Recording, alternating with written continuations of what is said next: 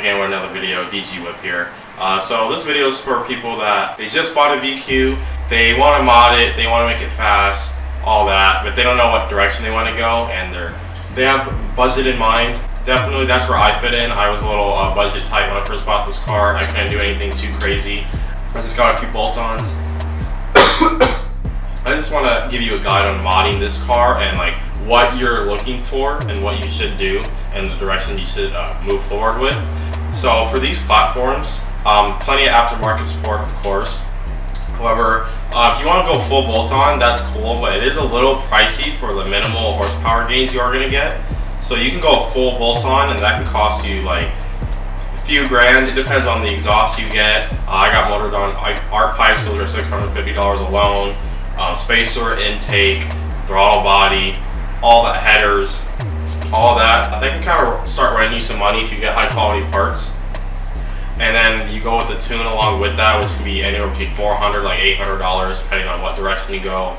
But understand you're gonna be paying between like $1,500 to like $3 grand for all that stuff, and you're not really gonna get more than like, I would say in the best case scenario with a good tuner, like 30 horsepower maybe. You're probably looking more realistically at 20 or 25. However, if you want to keep it NA and you do like this car and you're happy with the power it gives you, that is a good choice to take, and it is a reliable choice to take. Now, however, if that power level is not good enough for you, because these are probably pushing, forget the exact number, forgive me, I haven't gotten this dyno yet, probably like 230, 240-ish to the wheels. It's like 286 to the crank unless you get the rev up or the HR. So you're talking at most like 280 to the wheels, 270 to the wheels, or something like that. With some people that's fine. Some people they want a lot more power. For me, my end goal for this would be 500 horsepower, and that's why I'm going to try to swap the VR30 in here. Sometime soon. I gotta save up. I gotta plan it out. I am gonna lower it and then just kind of call it a day.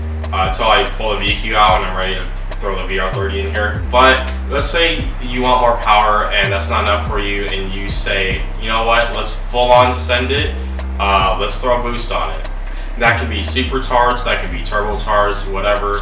That's obviously the fun route, and that would be the quickest way, not the most cheapest, but you can get a cheap bolt-on kit, turbo, like 2 or 3 grand. I think supercharged, you're looking more at 4 or 5 for a really good stage 3 one. However, the problem with these VQs is they really can't take much more power than probably, I would say, 380 to 400 horsepower on these stock internals without blowing up. And even then, you need a really good tuner, otherwise the car really isn't going to last super long, especially if you have high mileage like mine. I have 1,000 miles currently. If you want boost and you want reliability, you're gonna have to tear this motor out and rebuild the engine. Now you can go just do forged rods and pistons, but remember, if you want this done correctly, you need to balance everything. You need your flywheel, your pulley, your crankshaft, your pistons and everything. You're gonna need almost like your whole engine assembly to go get it balanced. That's not cheap. Even if you do some of the work yourself, like you take the engine apart, piston rods, it's not a cheap way to go. However, if you want the motor to last, you want to be able to handle more power, this is definitely the way you want to go, and I would recommend taking this route. But however, taking that route, that might cost you around like 10 grand with boost, tuning, building the engine, tearing it apart, labor, everything, parts. However, people that do go that route, they don't have any problems as long as they do that correctly, and you get tons of boost, tons of fun, tons of reliability, so it is worth it. And this is a really fun car to have a lot of power in. Personally, for me, the car is a very stable car. When I get in like light cars like Civics and stuff like that, it doesn't feel very stable, and it feels like wind can just knock the thing over when you're going fast. This feels so stable. I've done 140 in this thing, and it felt rock solid just because it is heavy. It is a heavy platform for the size. But that isn't all bad. That does put the power to the wheels more. The weight isn't too bad. So yeah, if you're looking to go more than 400 horsepower, between that 400 to 1,000 horsepower range, you're definitely going to have to tear apart this motor and put some real money into it and get it done correctly the first time. You do not want to spend all that money and then have this thing blow up the second you put it on the dyno. But yeah, those are the directions you can take. So you want to go full bolt-on. That's going to give you full reliability, 151,000 miles. This thing runs perfect. I don't have any check engine light.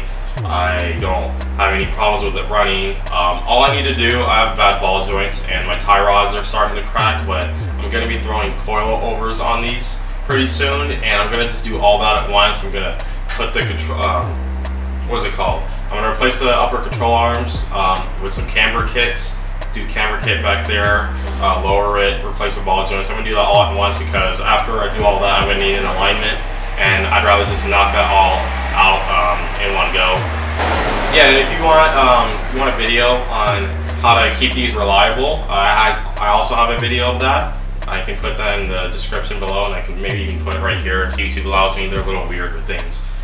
For those automatic owners, I know a lot of G owners have automatics, and I know there's a community that like, oh my god, manual, oh no, you only manual, you're not a real car guy. Shut up. Yeah, these are actually really reliable automatic transmissions. I don't hear a lot of people that have problems with these. I've had zero problems with mine, and I beat this car to crap. I have tons of miles.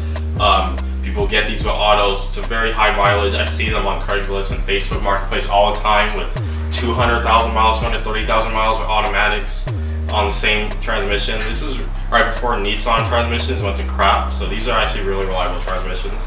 And you can actually put a $200, $300 shift go kit on it, or trans go kit, my bad, and you can make this thing shift even faster. You can upgrade the torque converter if you want. It's still a fun platform on the automatic, plus you can still control your gears and everything. So don't be discouraged to put money and power into your car just because it's automatic. This is a good platform for an automatic. Manual is just as good. It's totally a preference to you. Yeah, so to summarize everything, if you want reliability and cheap, go with the bolt-on route. You're not going to make a crazy amount of power, but if the 300 horsepower range is like good for you, that's definitely the way to take. You're looking at like anywhere between, I'd say, 1,200 minimum to like $3,000 max for a full bolt-on. It really just depends on how expensive mods you get, the quality parts, what you do. And then yeah, if you want to go full send it and money isn't really an issue and you love this platform, you can go ahead and throw a turbocharger kit on it or a supercharger, and then build the motor, get it tuned, and you have reliability and you have speed, but that will cost a lot of money. You're talking 10 grand-ish, give or take. But yeah, I hope this video was informative, and if you guys enjoyed my content, please subscribe. I do plan on throwing a VR30 in this. I don't know when. It is something I am trying to do that I'm saving up for it. I'm planning on doing research. I'm looking at parts, how much it's going to cost, the custom wire harness I'm going to need. I think it's actually going to be more efficient for me to just pay for a custom harness and have it just hook up directly to my dash. That would be nice. But yeah, other than that, guys, thank you guys so much for watching. I hope this was informative to you. I hope you guys enjoy your G35s, your VQs, your Zs, whatever you're driving, your FX35s if that's your style.